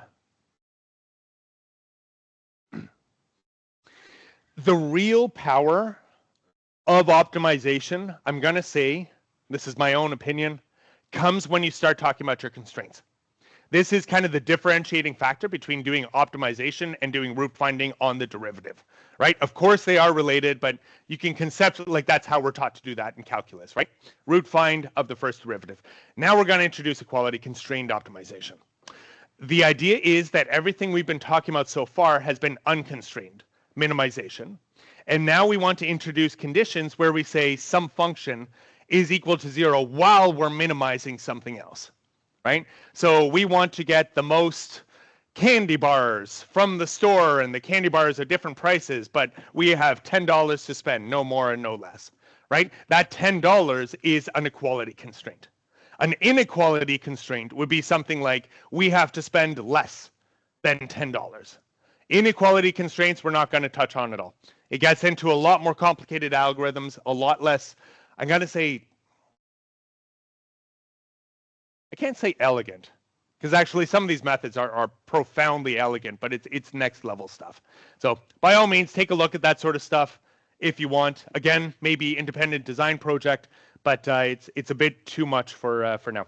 Okay, so what you want to do is you want to take, so for example, if you want to minimize something on a unit circle, what you would do is you would add a constraint that looks like x squared plus y squared equals 1, right? You move that 1 over to one side, you throw everything into a function, now you've got a function is equal to 0. That's your equality constraint, right? You just move your constant over to the other side. One way you can do this, I'm going to build up to something called the method of undetermined Lagrange multipliers. Have you guys ever heard of this thing? Lagrange multipliers are one of those things that's ridiculously profound and powerful. That the fact that like this stuff actually exists in the universe and it's reliable and useful is mind-blowing. Mind-blowing how these things work. Okay, penalty method. One way you could do this, very simple way to put in equality constraints, would be we're going to add them into our objective function. So we want to minimize f subject to g. Well, let's just say if g is non-zero, right, it's going to add a giant penalty. So we're going to say that we're going to minimize, we want to minimize on the unit cube, well, excuse me, the unit sphere, circle, that's the word. We're going to minimize on the unit circle if we are not on the unit circle, right? Remember our g is 0 on the unit circle. So if g has any value at all, multiply it by something huge. Real easy, right? Because then when you go and you do your optimization, then you've created your valley. You've built a valley around that, right? The magic is, what is this lambda, right? This lambda has to be big enough that the walls of this valley are tall enough that they're going to outweigh whatever else is going on in f. And the problem is that's a bit of magic. Is f on the order of 10 to the minus 6? Is it 1? Is it 100 billion million zillion? Right? Like lambda is going to have to be some kind of appreciable fraction of that. And you don't know that a priori. Maybe you do. Maybe you don't. And we've spoken about this a few times. Solvability of these things, we talked about it a lot with linear systems, but the exact same is true of the nonlinear systems. When you're trying to solve, I think, For those of you who weren't here yesterday, we talked about the taco problem, right? Because when you have like the valley, right, or the taco, you have these giant walls with these huge energy barriers, but then you might also have like a little bit of a slope down there. And that difference in magnitude between the walls of your valley and the floor of your valley, your taco, right? Like that's kind of it's walking towards numerical problems. Because as soon as you put that in, that gives you problems with your condition number. That's what your condition number is talking about. It's all about these magnitudes. If we had talked about eigenvectors in more detail, what that actually is the ratio between your eigenvectors. The height of the sides of the valley, the taco, that's your maximum eigenvalue of your second derivative, your Hessian matrix. And the slow, kind of shallow slope at the bottom there is your minimum one. Whenever you have the maximum and the minimum, that's the literal definition of your condition number. The problem with nonlinear systems, right? You guys should be like, that should click at this point because you are definitely going to be tested on it, right? I'm telling you that right now. What was I going to say about that? Yeah, the problem with nonlinear functions is that ratio, that curvature ratio, right, is going to change depending on where you are in your problem. For a linear problem, it doesn't. That's just a property of your matrix. Your matrix doesn't change. For nonlinear functions, it depends where on your landscape you are. So you might be tempted to look at this and say, I'm going to make lambda as big as I possibly can. And then your numerical method is just going to laugh at you and die. Why? Because your condition number is unreasonably huge. And meanwhile, if you make it too small, then it's just not going to have an impact whatsoever. Okay, how do we find the Goldilocks? At the optimum. At the constrained optimum on the unit circle, we know that g of x is equal to 0. In which case, it doesn't matter what lambda is. Lambda could be anything, right? As long as it's big enough to enforce the constraint.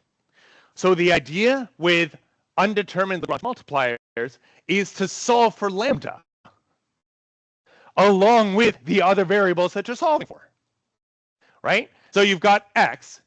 You've got y because you're in 2D, and now you're throwing on another variable to solve for, which is lambda itself.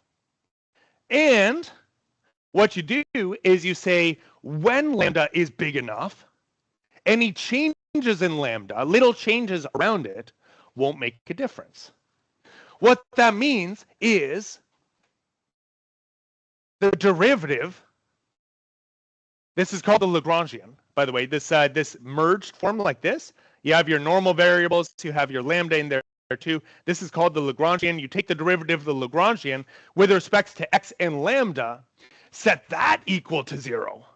And all of a sudden, you've got this massively powerful thing. Right? And happily, you've got derivative of the Lagrangian by lambda is equal to 0. That's your equality constraint. And what this ends up doing, and there are some nice pictures of how this works graphically. The graphics never did it for me. I prefer to think about it in intuition world. But there are a lot of, what do they do? I think it's the tangent of the G contours and the F contours have to be aligned. And lambda is the scaling between the two. It never clicked for me. I prefer visualizing like this. If this isn't making sense to you, Wikipedia has lots of great articles. There are a pile of these things out there. I'm not going to reproduce them here. By all means, take a look at those. Those are also interesting. Different way to look at it. If you're wondering how much of this you'll need to know for the midterm, and you probably should be, I'm not going to test you on the actual implementation of these things. I'm not going to ask you to solve an equality constrained optimization problem by hand or anything like that. I might ask something about like, what are Lagrange multipliers? What are they used for? How would one solve them? Right? And the answer is you just set the derivative equal to 0 and you solve like anything else. Yeah. Okay, I guess I did repeat it here. little bit. If this makes more sense to you, then more power to you. What happens at the optimal point is that the downhill in F is precisely balanced by the penalty from G, from the equality constraint. Here's an analogy I cooked up a while ago. Imagine you're hiking on a mountain along some path, right? And you want to go down the mountain because you want to get off the mountain. You could do gradient descent, but gradient descent is down a giant cliff, and down there you're just going to die, right? So you're on a path. You following that path is your equality constraint. You are limited to that road.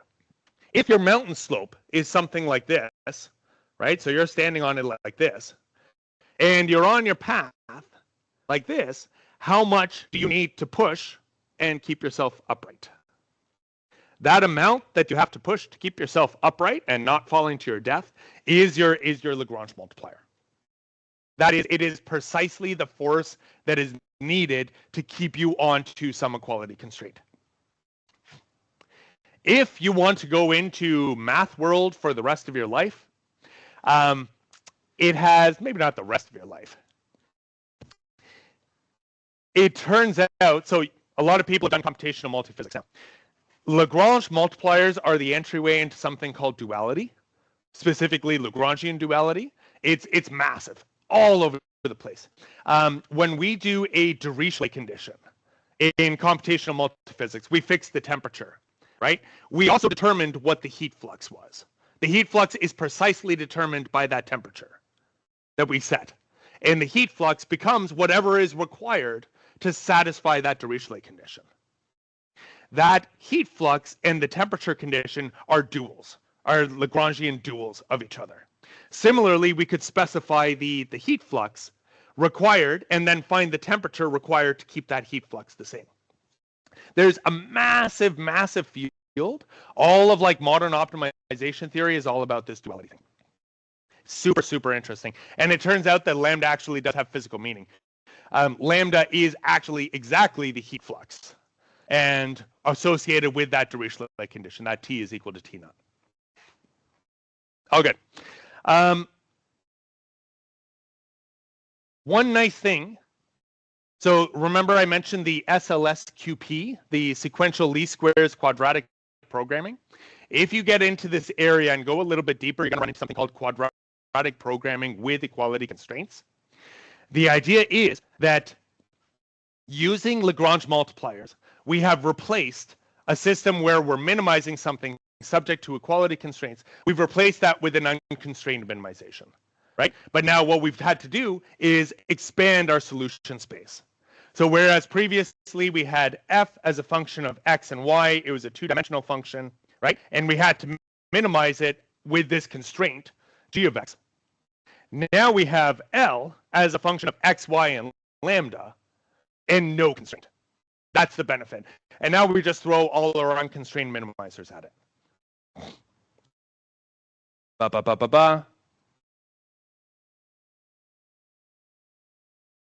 want to see here. Yes. Okay. This is. Sorry, give me a second here. Where am I going with this one? Yes. Okay.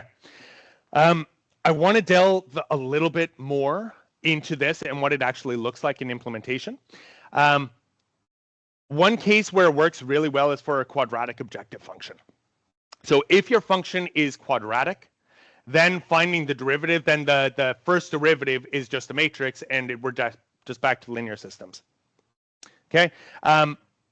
We can solve them exactly in one step using Newton's method, because Newton is specifically geared to do quadratic problems, right? And then we're going to introduce a linear constraint. What that means is that we have something like this. We have f of x, which is our objective function, that's quadratic, and we're introducing this linear constraint, which is ax minus b. So that's a generalization of some, I don't know, we're on some kind of line or something like that. Very common. Okay. We can do our derivatives, and when we go and solve this, we get a matrix that looks like this. So this is the Newton method. So this is the Hessian of the total system, which is the Hessian of the original objective. And then we get this other function here. This is block matrix decomposition. I'm just going to go through this. I probably won't test you on this, so don't worry about that part. But I do want to show you something important that's going to happen here. You rearrange all your constants, you move them around, right? And what you get is this nice square matrix. Yeah, because I need to get to the nonlinear least squares. This 0 is actually very handy. First of all, there's a big problem because you have a 0 on the diagonal, and 0 on diagonals is pretty bad. Right? But you end up being able to throw block inverse approaches at it, and it simplifies things tremendously, which is really nice. Okay. So if we were going to minimize something like this, x, y, y, z, this is a quadratic problem, right? Because all of your unknowns appear in maximum order of 2, subject to some kind of linear constraint. Here's our objective function. Here's our Hessian. These are our constraints. You put together something called the KKT matrix, which is this guy. And without even solving it, we can just calculate the eigenfunctions, or the eigenvalues. And the problem is that the eigenvalues are always going to be different signs, right? Because of the properties of Lagrange multipliers, you are always, always, always necessarily going to get a situation where you have positive eigenvalues for one side and negative eigenvalues for the other side. You remember what that means? This is the wake-up part. What happens when you have a matrix with positive eigenvalues and negative eigenvalues? What kind of a matrix is that? And you need to optimize this thing. It was over here. Talked about it first. This is the indefinite problem. This is the saddle point. You've got curvature going up in one dimension, going down in the other dimension, which means your normal direct optimizers aren't going to be able to find a solution at all. They're just going to fall off in la la land. You need gradient information.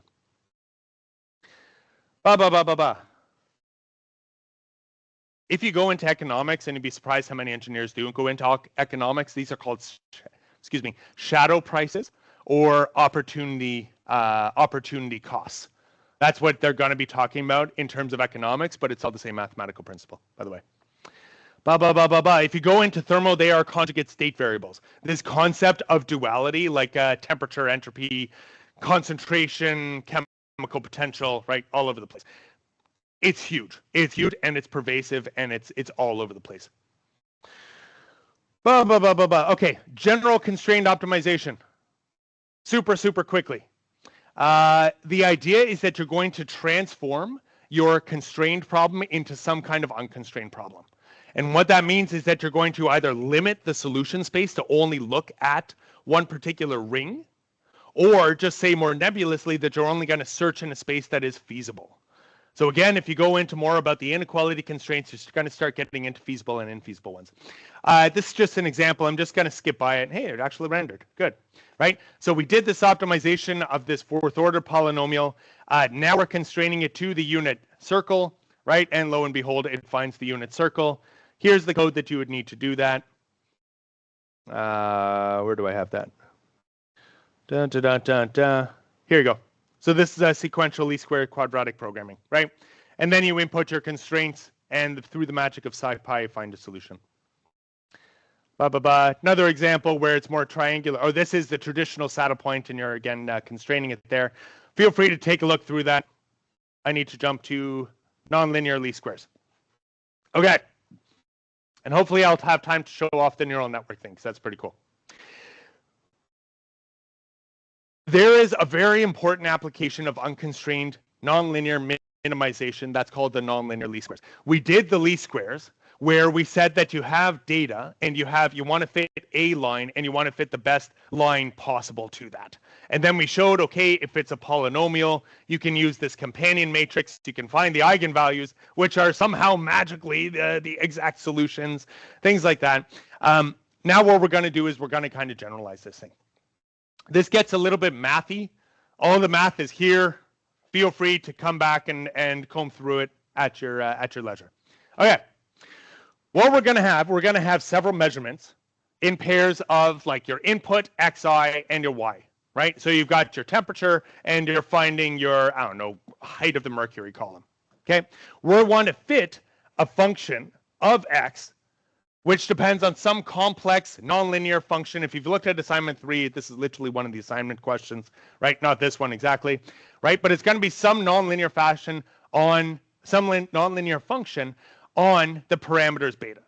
So for example, sine of beta 1 times x e beta 2 x cubed, right? The x cubed is nonlinear, but that's the x nonlinearity. But then you also have the beta nonlinearity. You've got it inside the trig function, you've got it inside the exponential there. For each point, we can define a single residual, right? We can say that given some function, which we haven't determined yet, this is a function of our inputs and our parameters. We subtract off what the function output should be, our yi, and then we're going to sum all these guys together. This guy is going to form a vector. If we have 10 data points, right? You do this 10 times and you get 10 residuals. Slap a square bracket around it. Now you've got a vector. What we're going to do is we're going to take the dot product. We're not going to square root, so this isn't on Euclidean norm. We're just going to take the dot product, which has the effect of like summing the squares. So far, so good? All right. This total function f is going to be our goal is to choose a set of beta that minimizes f.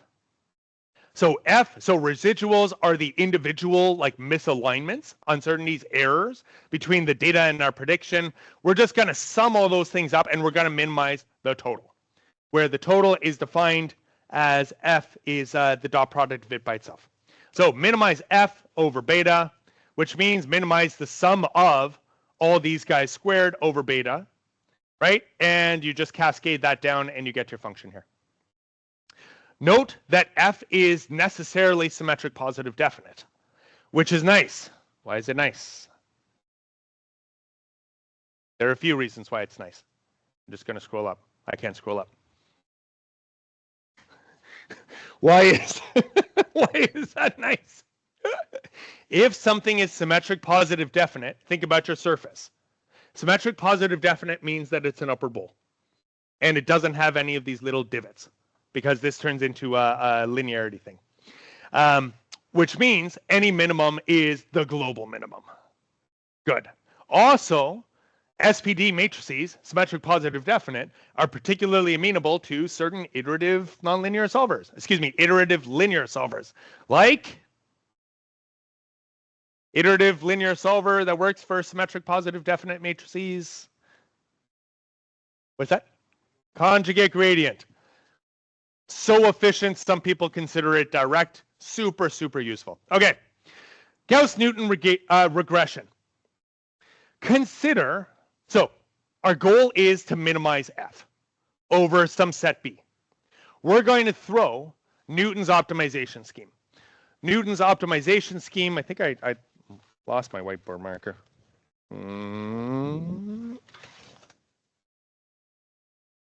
Newton's optimization scheme is the root find of the first derivative. Go back to your open methods, it's in there, but what it works out to be is h times the increment is equal to negative grad f, right? But this gradient here is beta. And this Hessian is taken with respect to the beta, right? So normal Newton's method would be the slope, right? Your Jacobian is equal to, the Jacobian times the increment is equal to the function value, the residual. This is that applied to the first derivative. So you've got the slope, you're doing a root find on the slope. Okay? What we're going to do, since f is the sum of squared r, we can expand that. We can expand this term and say, okay, di f by di beta is 2r di r by di beta, right? This is just standard vector calculus. And we're going to define j as this function here. So far, so good? So far, so good enough. J is the Jacobian of the residual with respect to the parameters. Since we typically have more data points than we have parameters, if you don't have more data, what happens if you have less data points than parameters? This is super simple, guys. Yeah, right? You'll get a solution, but it's not going to be meaningful because you're way overfitting, right? If you have the same number of data points as your dials, as your parameters, you're going to find an exact solution, right? With nonlinear functions, it's a little bit more complicated, but generally you probably still could.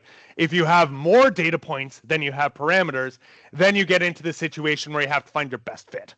And the best fit is kind of the good situation you want to be in, because then now you can actually infer something about your data. I need to speed up a little bit. What that means, though, is that your Jacobian is rectangular. Can we invert a rectangular matrix? No. Can we solve a system with a rectangular matrix?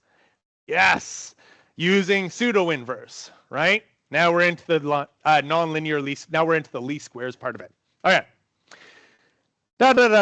Hessian. We're going to expand this guy. This is the second derivative. So we're going to take the derivative of this guy again. It turns into this. This second derivative here is messy. We don't like it. Second derivatives, nasty. Nobody likes it. What do we do as engineers when we have a term that we don't like? Somebody said it? Get rid of it, right? We note, conveniently, that this term is related to R, right? The residual is non-zero, or is approximately zero. The residual is small when you are near the root, categorically. So we just pretend like it is zero, and we just approximate. And what we get is this nice function. Right? So your Hessian is actually just related to the Jacobian, the gradient squared, which is kind of funny. When you pop that back into your Newton method optimizer, you move that over there, and lo and behold, yet again, you're left with the pseudo-inverse, the exact definition of the pseudo-inverse. At which point, that's kind of funny, because you're able to take a nonlinear problem and solve it the same way as you would as a linear problem. The magic is, why this is happening is because you are required to only do it near the root. And near the root, the entire function can be approximated as being linear. It can be approximated as being approximately quadratic. This is Taylor, right? That's how it gets down to that. You use this small thing, and it actually works so-so. Because if you knew where the root was, honestly, a lot of the times when you're throwing like curve fits, this is curve fit, by the way. When you're throwing curve fits, you have some idea of what those parameters should be. If you're fitting some curve and you have some kind of idea of the frequency, right, you're pretty sure that that's in the audible range, for example. You're not usually quite so far from the root, but of course you want to be as robust as possible. Enter Levenberg-Marquardt. This is very common. Anybody ever use goal seek in Excel? Right? A lot of people have. If not, it's super general, right? It is Levenberg-Marquardt. This is exactly it. Like with some optimizations. The problem with Gauss-Newton is that the Hessian approximation is only good near the root, right? And it's going to fail unless your initial value is good. So what you're going to do is you're going to blend it with vanilla gradient descent. That's a problem with the door right at the beginning of the class. At least you didn't come in through that door. When lambda is small, right? So unfortunate like convergence of nomenclature, right? Lambda here is a parameter. It's not Lagrange multiplier, just a parameter.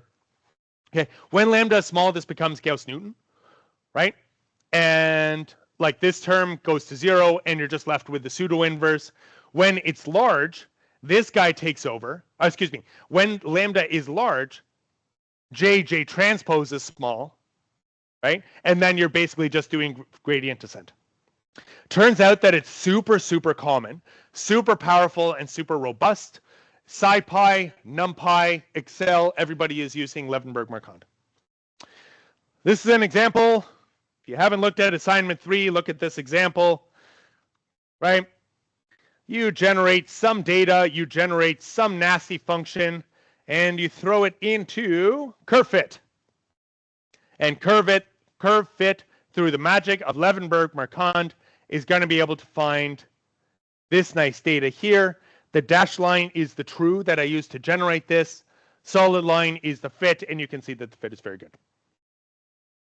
You can do nonlinear curve fit or multidimensional curve fit. It doesn't matter, right? Because all you're left with under the hood is still just linear algebra.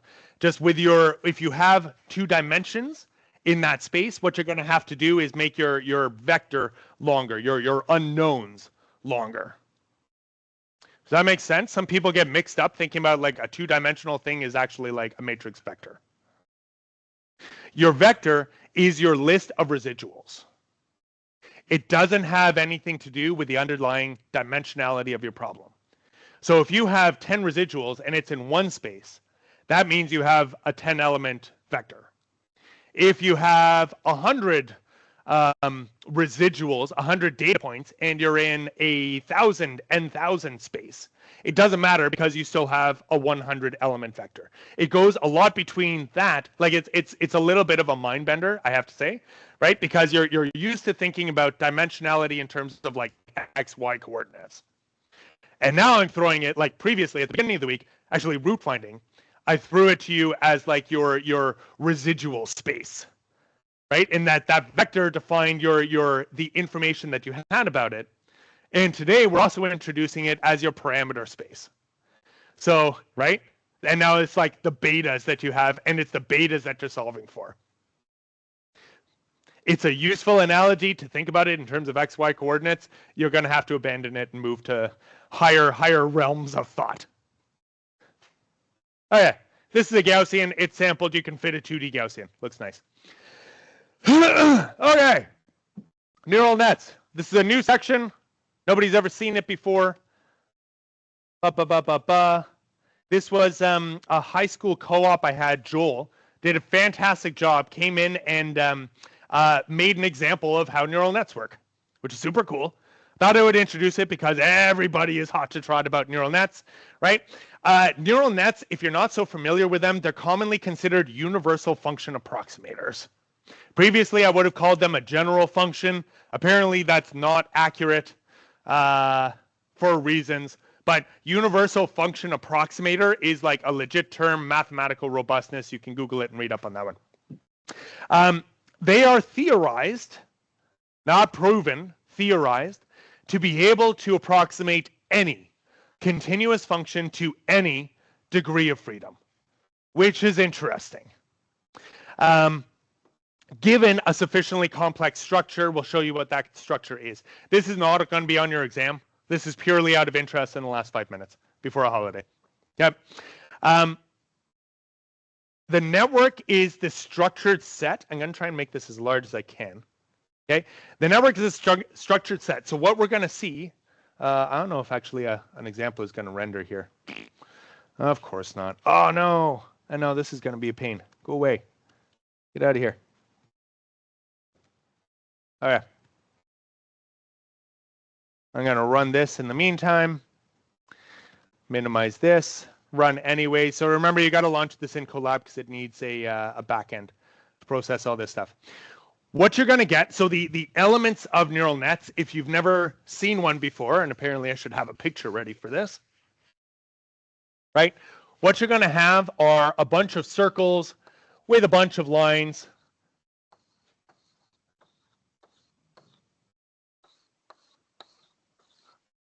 Right? And then you get some kind of output. I don't know if all my lines line up or not. Okay. Each one of these circles are called neurons. This model is like how we're actually thinking at this very moment, right? Each one of these circles is called nodes or neurons, right? And what they do is they take input from everything before, they transform it using something called which one is it? The activation function, and they output on the other side. So all you're doing is taking everything before it, grinding it up, spitting it out on the other side. Each layer is one of these arrangements here. You have at least your input layer, which is where you give it like X, right? You've got over here, this determines your Y, and then you've got your hidden layers. And the hidden layers are so called because they're not exposed to the user, usually. How many layers you have is your network depth. That's one thing that you can play with, your hyperparameters. How many neurons wide each layer is your width. This is also in COMSOL's surrogate modeling toolbox if you want to play around with that one.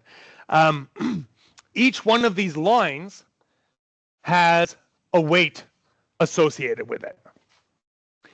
And what happens is that for every one of these neurons, it sums up. So this one is a bit too easy.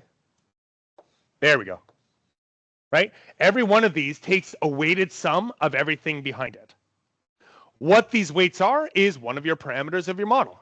And actually the weights are the key element that they are fitting. When they're training the large language models on things and they say like a 1 billion parameter weight model, 1 billion parameter model, what they're generally talking about are the weights here. There is also a bias in here. That's another parameter that just helps like shift things along, apparently. And then the loss function is some comparison. So the loss function, because it's neural nets, everything has to be new, right? You can't just use the same words. Your loss function is your residual, right? The difference between the predicted output and your known output is your loss function. You want to minimize the loss function, which is minimizing your residual. Same old stuff. No. Let's see this thing. Okay. Here we go. So you've got your input. You've got 3 nodes. It is 1 layer deep, 3 wide, and then you've got your output here. And what you've got are your weights over here. I really like this, right? If you want to play around and see how it works, you clicky these buttons and it remaps everything. I'm going to keep it low. Actually, I'm going to make it a little bit bigger, right? You can make it wider. You can make it narrower. And all this stuff works, by the way. It all functions correctly. So you can enter your function. We're just going to use that. And what we're going to do is we're going to start taking steps. Yes, this is 10,000 steps. This is our true function that Joel sampled, this nice diminishing sign, right? And what we're going to do is we're going to try and fit the output. These ones over here are our errors and how much each of these weights is changing. And check this out. I need to hit this a few times. We're going to automate this thing. As you do more and more weights, your residuals start to change, and this relatively simple neural net starts to match up with this nonlinear function. Do more and more. I spoke about the stochastic gradient descent and the learning rate, otherwise known as your damping coefficient. This is set to 1%, so 0.01. That's why it takes so many iterations, but it also makes it very robust, right? And if you keep doing this, and again, we should automate this, right? What you're going to see is that this thing gets closer and closer and closer. And the fact that it does is kind of neat, to be honest, right? And the fact that this could be a universal function approximator means it could do stuff like language, assignment 3, midterm quiz generation, all kinds of fun stuff with this sort of thing. So very, very interesting stuff. A lot of algebra, and that's where the GPUs and TPUs come in. Hey, any questions before the holiday?